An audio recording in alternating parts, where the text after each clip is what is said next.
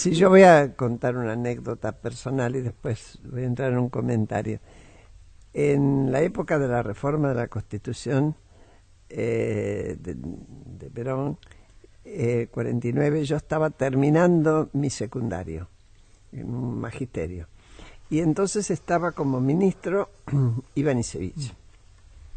Y se le ocurrió, era tan importante esa reforma y quería que se impregnara tanto toda la nación, que se le ocurrió armar delegaciones de escuelas, de alumnas de escuelas, y trasladarlos a distintos lugares. A nosotros, en la escuela que yo estaba, que era de Barracas, normal número 5 de Barracas, juntaron a un grupo que éramos una especie de tutti frutti, porque como íbamos, había varias actividades, íbamos a debatir 3, a jugar al vóley, el equipo de vóley, a hacer gimnasia rítmica, el equipo de gimnasia rítmica, más a bailar folclore, el otro, y a cantar en el coro.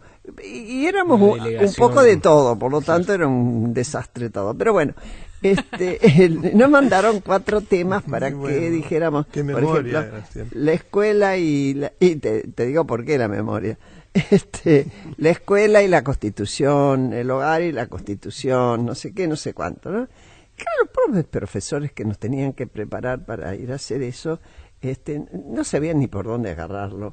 La mayor parte era antiperonista en esa época, los maestros y profesores, y estaban en contra. Por lo tanto, más bien íbamos nosotros medio erizadas. Yo íbamos todos a hacer de todo un poco. Iba en el trío que iba a debatir. Pero no estaba previsto que yo empezara el debate, que era una exposición que había que hacer. En el aula magna de la Escuela Normal de Paraná se hace el primer acto, se llena todo, hasta lo que se puede llenar un aula magna de una escuela normal, porque después nos dimos cuenta nosotros, era un tema político, obviamente. Y había ahí un instituto de revisionismo histórico que apoyaba fervientemente, más las escuelas religiosas que también apoyaban la reforma porque incluía la enseñanza de la religión en las escuelas. La compañera que tenía que hablar se asustó. Me pegaron un empujón y cuando quise acordar, yo estaba hablando. Y yo... Lástima que se perdió la copia porque se hizo copia taquigráfica, qué sé yo qué, porque fue todo un debate, ¿no? Con tiempos y todo, tanto de exposición, tanto. Y yo dije lo que me parecía y estaba en contra de la reforma, porque mi familia antiperonista, estaba en contra de que se enseñara la religión en las escuelas, ahí estaban divididas, mi viejo y mi vieja estaban divididos, estaba en contra, vamos. Y yo no sé los argumentos que debo haber dado. Lo cierto es que me aplaudieron a rabiar, yo no entendía nada, salí a la calle y me saludaban por la calle, hasta que nos dimos cuenta que nos habíamos metido, chiquilines de 17, 18 años, en una pelea política. Claro. Que estaba en Paraná, pueblo muy antiperonista con un sector bien peronista. Bueno, total que nos divertimos un montón porque nos quedamos casi una semana y después fuimos a bailar y qué sé yo qué. Tuvimos que prestar vestidos entre nosotras y todo eso.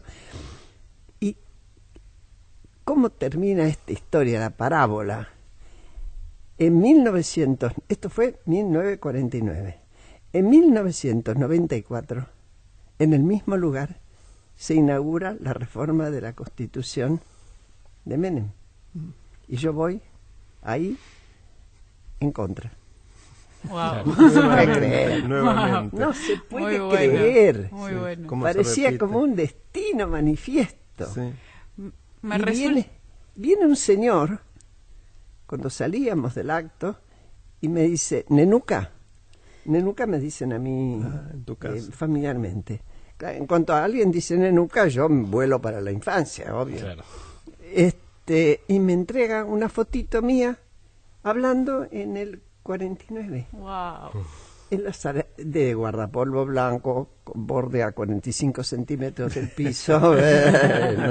No se podía creer. No se podía creer. No, Yo iba a meter el tema, salvo lo personal, de lo que estaban hablando ustedes recién en cuanto a lo que está dicho, lo que no está dicho, y qué pasa con el tema de derechos humanos. Y me gustaría que una vez más explicáramos cuál es la diferencia entre lo que se llaman derechos de primera generación en cuanto a las obligaciones del Estado. Porque cuando Sabrina dice la obligación de hacer feliz a poner toda la intención de que la gente sea feliz, hay una diferencia. Decirle a un Estado, usted tiene obligación de hacer feliz a la gente, es una cosa. Ahora, usted tiene la obligación de hacer todo lo que está a su alcance para hacerla feliz, es diferente. Y acá también, en el tema de derechos humanos, se divide eso. ¿Querés explicarlo vos, Daniel? Sí, cómo no.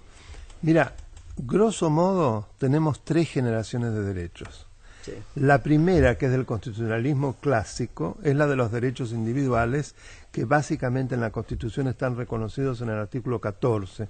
Es lo que varios decimos cuando explicamos, tienen que ver con lo que la persona es decir, su vida, poder expresarse libremente, poder tener un culto, en fin, trabajar, su integridad ejercer física. El comercio, sí, claro, la vida y la integridad física, lo que la persona es. En eso, el Estado tiene una posición simplemente de garantizar que esos derechos efectivamente se respeten. Es decir, pasiva. Sí, sí, pasiva, bueno, y será activa si realmente hay una situación en la cual, por razón X, se produce precisamente una usurpación, lo cual no es que ocurra tan frecuente con los individuales. Los de segunda generación son los sociales, que tienen que ver con lo que la persona hace, sobre todo en el mundo del trabajo, la previsión social, el tema de los accidentes de trabajo, y en eso el Estado tiene que involucrarse directamente. Ya no es un Estado gendarme como el anterior, sino que es un Estado providencia. De ahí nace el Estado de bienestar. Es decir, el Estado no puede ser pasivo frente a una situación de extrema pobreza, de que solo algunos se educan. Entonces tiene que dar lo que se llama un mínimo umbral a partir del cual sí llega la libertad, la igualdad. Si no, no es igualdad. Y el tercero, que son los de incidencia colectiva, con el medio ambiente a la cabeza, tienen que ver con lo que ocurre en el entorno en que transcurre nuestra vida.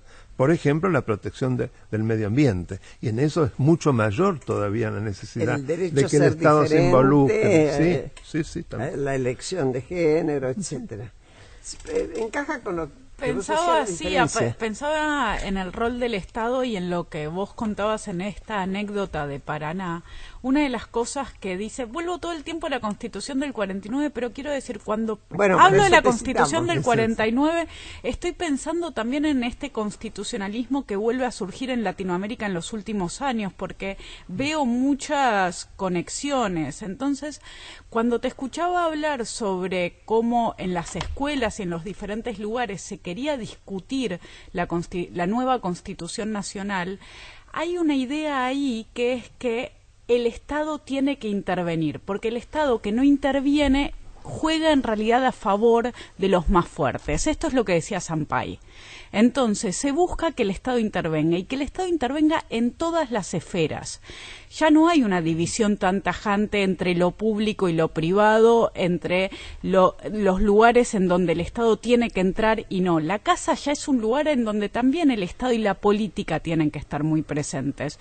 Y de nuevo, me parece que ahí hay un paralelismo muy grande entre lo que pasaba en 1949 y en lo que pasa en Bolivia o en las ideas que puede tener Cristina Kirchner. ¿Cómo se politiza todo? Sí, y que eso es virtuoso. Mientras hay otros que creen que la separación entre el ámbito privado y el ámbito público es algo que hay que defender, porque eso es lo que a cada uno nos permite hacer lo que queramos adentro de nuestro hogar y nos permite determinar nuestras relaciones libremente, otros creen que cuanto más politizado está todo, mejora la situación del conjunto. Y ahí hay dos visiones enfrentadas y que claramente se ven en estas dos constituciones de 1853, la primera, y de 1949, en donde la primera buscó defender los ámbitos privados y un Estado más neutro, decían ellos. Bueno, hay una discusión, se cuenta, entre Sarmiento y Alberdi. Alberdi, obviamente, uno lo relaciona inmediatamente con la Constitución, donde se dice que, bueno, cuando Sarmiento expresaba la necesidad de que todos se educaran, el todos era el todos y todas, aunque en esa época no se usaba ni el todes, y es decir, la mujer también, y de arriba abajo, todos. Y Alberti decía, todos, quién sabe, y a ver si nos votan distinto de lo que nosotros queremos. Porque todavía no estaba la ley Sáenz Peña, ¿no? Desde luego. Cuidado cómo se resuelven los temas de los que opinen. Porque si todos sabían leer y escribir, el intento de controlar en manos de quién quedaba el poder. Sí, así es. Alberdi venía de una tradición más cercana a Hamilton. Hamilton en la Convención Constituyente plantea situaciones similares. Por ejemplo, es él el que en gran medida impone el colegio electoral. Claro. ¿Por qué? Porque consideraba que si se dejaba al pueblo solo con lo que era como masa y demás, era muy peligroso, quién sabe lo que elegía. Entonces, lo que tenía que hacer el pueblo es votar representantes a un colegio electoral para que esos representantes fueran los que finalmente eligieran al presidente. Y eso es lo que genera hoy que el presidente actual, con 3 millones de votos menos que la que pierde, actual gana. En Estados Unidos. Sí, en Estados Unidos. Claro. Y Trump, nosotros no tenemos colegio electoral. Se eliminó precisamente con la reforma del 94. En el 49 y en el 94, las dos reformas. Eso lo tuvieron las dos. Vos decías antes que la del 49 se habla poco, entre otras cosas porque también rigió pocos años de la vida argentina. 6 años. Porque sí. 6 años. 6 años. Y después, la reforma del 57, que hasta que la reforma del 94 reconoce esa reforma, para mí fue totalmente ilegítima, que fue convocada ya no una declaración, un bando militar, y el peronismo estaba proscripto. Creíble el juego de los espejos. En el 49 se va la oposición porque siente... Porque se va. Porque se va, no, pero evidentemente se había violado el modo de convocar. Está bien, pero digamos fue un gesto político. Político, sin duda. En el otro fue por eso digo legítimo. No le quedaba otra, y era un gobierno militar que no tenía facultades para convocar. Claro. Pero en la del 57 lo que incorpora, restablece, son derechos sociales. Claro. El 14 bis de manera más restringida la redacción, pero porque se dan cuenta, tan idiotas no eran, que no se podía, después de la experiencia, aunque sea corta, volver para atrás y solo tener los individuales, ¿no? No, eso justamente le iba a preguntar, ¿qué legado permaneció en la reforma del 57 de la reforma de Perón del 49? Eso, porque lo demás no hubo acuerdo, se van yendo los bloques, los socialistas se retiran y demás, porque eran reformas bastante reaccionarias lo que se proponía, y solo quedó eso.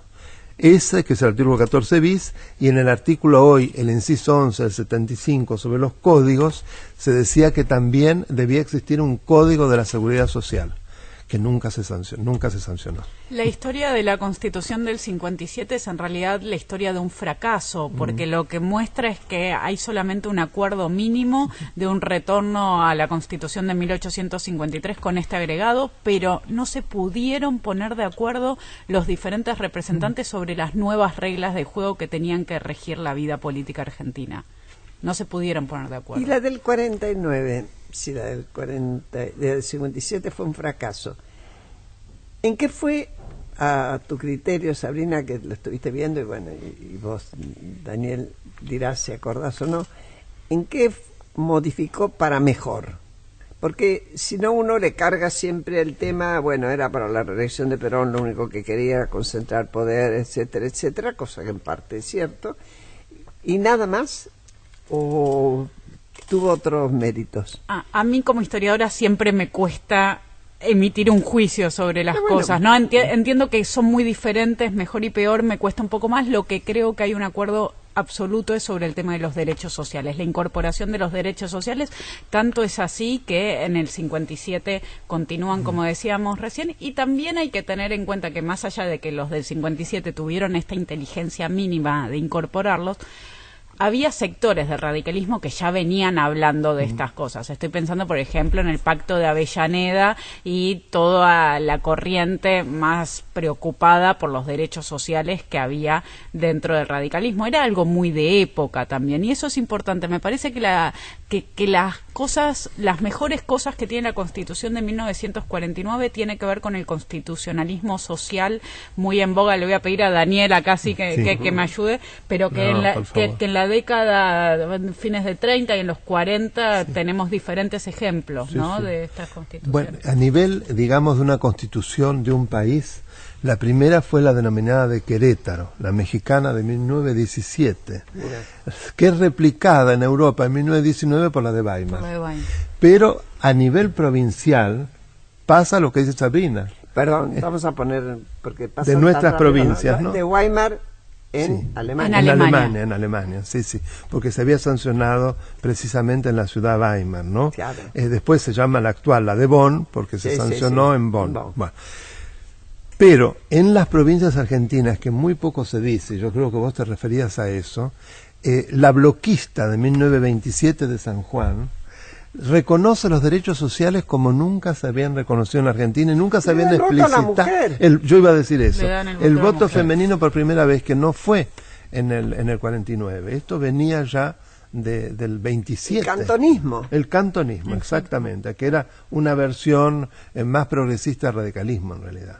Pero venía la yo no sabía que salía del radicalismo. De alguna manera salió del radicalismo. Sí, es una ruptura. Cantones. Fue una ruptura a nivel de San Juan. Y en gran medida después la Constitución Demócrata Progresista de Santa Fe, que inclusive se anima a separar la Iglesia del Estado, inspirada en Lisandro de la Torre, que después por supuesto la borran, y también en Entre Ríos y en Santiago del Estero, aparece lo que decía Sabrina, es decir, constituciones provinciales que se adelantan pero muchísimo en años, 20, 30 años a la del 49.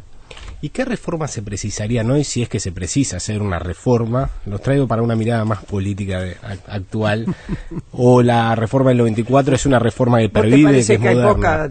No, porque siempre se aboga por una reforma, exactamente, se la trae con fines políticos.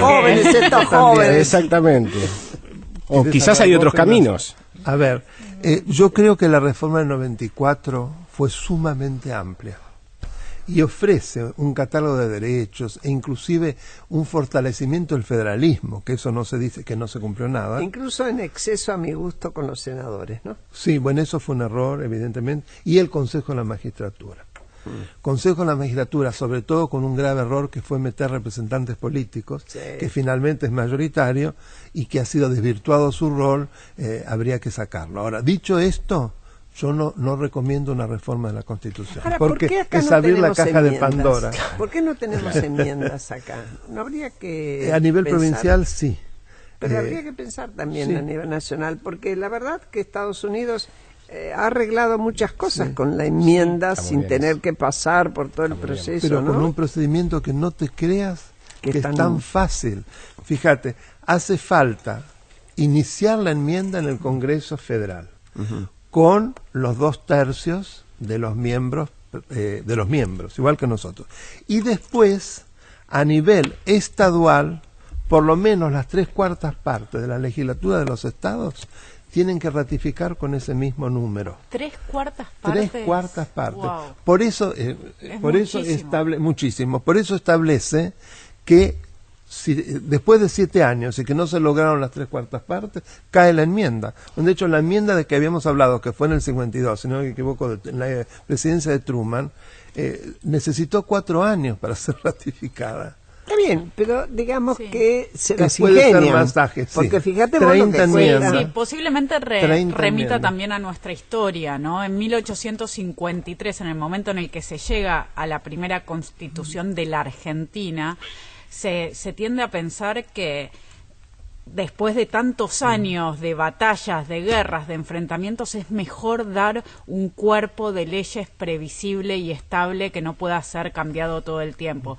La Constitución de los Estados Unidos, el periodo entre la independencia, las guerras y todo, fue mucho menor. Acá veníamos de una época demasiado movida y me parece que esta pregunta que hacés vos, que es muy válida, de por qué nuestra Constitución no admite enmiendas, es algo que heredamos y que quedó tradicionalmente así, y no sé cuántas personas se la volvieron a hacer para pensar si en el 1994, por ejemplo, no se podía tocar, porque no olvidemos que del artículo 1 al 35 había una disposición en la Declaración de la Reforma que no se podían tocar los artículos bajo pena de nulidad absoluta, caía toda la reforma. Bueno, eso fue fundamentalmente para que no se tocara el artículo 17, el derecho de propiedad. Claro.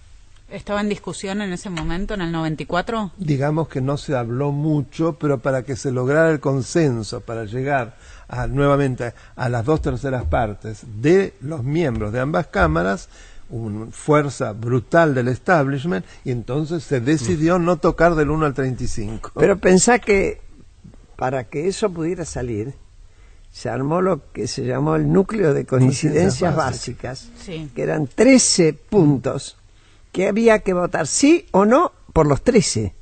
No estará discusión adentro de del Frente Grande, ¿no? del Frente Grande. Era, escuchen señores, hay algunos de los artículos que están en ese grupo que nosotros estamos dispuestos a discutir y algunos que nos parecen bien. Yo ya no me acuerdo cuáles eran. Ahora, déjennos discutir uno por uno, abran el núcleo. Y ojo, que llegó un punto en que se puso muy tenso, porque uno de los que hizo un discurso en ese sentido más conversivo fue Kirchner, que no hizo un discurso, comentó después con los periodistas qué bueno había sido lo que había dicho Chacho Álvarez en ese sentido. Nosotros agarrábamos el micrófono y lo único que pedíamos es abran el núcleo de coincidencias básicas. Es cierto que después se pudo poner dentro de esa Constitución todo lo que tuvo que ver con los pactos internacionales que tenían que ver con derechos humanos, se reforzó enormemente todo eso. Pero bueno, como en todos lados se cometen errores. Y además se tardó muchísimo en reglamentar muchas de las cosas que estuvieron ahí. Bueno, muchísimo, todavía que es otra falta. Historia, ¿no? Todavía Por eso falta. digo, ¿para qué hablar de reformar si faltan cosas fundamentales? Por ejemplo, el reparto de los impuestos entre la nación y las provincias, que se prevé un sistema muy de concertación entre provincias y nación, y que nunca se presentó ni siquiera un proyecto de ley, porque evidentemente es un mecanismo que a muchos no les interesa, mejor dicho, les da temor. Claro. Que implicaría quitarle las potestades omnímodas que de hecho ha ido tomando el gobierno nacional, que las provincias le tienen que aceptar muchas veces cualquier cosa porque las extorsionan con los fondos de coparticipación. Algo que quieras agregar, porque ya vamos terminando, Sabrina, y esto empezó con tu artículo. Agregar una enmienda. Hoy, no, lo de la enmienda me dejó pensando, pero hoy aparece como un fantasma muy fuerte la reforma. Cuando se habla de reforma, todos queremos escapar un poco de ahí, ¿no? Y me parece una actitud saludable, y más escuchándolo a Daniel, todo lo que queda por trabajar con la Constitución que tenemos ahora, todo lo que queda por hacer. Bueno, la intención de haber hecho esta audición tenía que ver con eso, ¿no? Con cuántas cosas ignoramos de aquello que algunos nos tocó vivir porque somos suficientemente viejos, pero otros, aunque no lo sepan, lo vivieron o viven las consecuencias, y que tienen que ver con las constituciones que son la base de nuestras leyes. A todos ustedes que nos están escuchando, les agradezco muchísimo que nos acompañen. Una vez más, Pablo y yo les decimos hasta el próximo domingo, que lo pasen muy bien, y ya sabe, no se mueva de ahí. Casi digo el dial, este me mira y dice, está antiguaya, todavía habla del dial. No se mueva, quédese, porque viene la otra mirada con Gustavo Mura y vale la pena. ¿Por qué? Un punto de encuentro en caminos cruzados.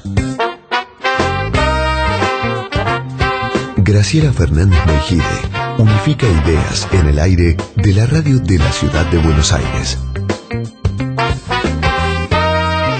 Los domingos a las 14 por la 1110.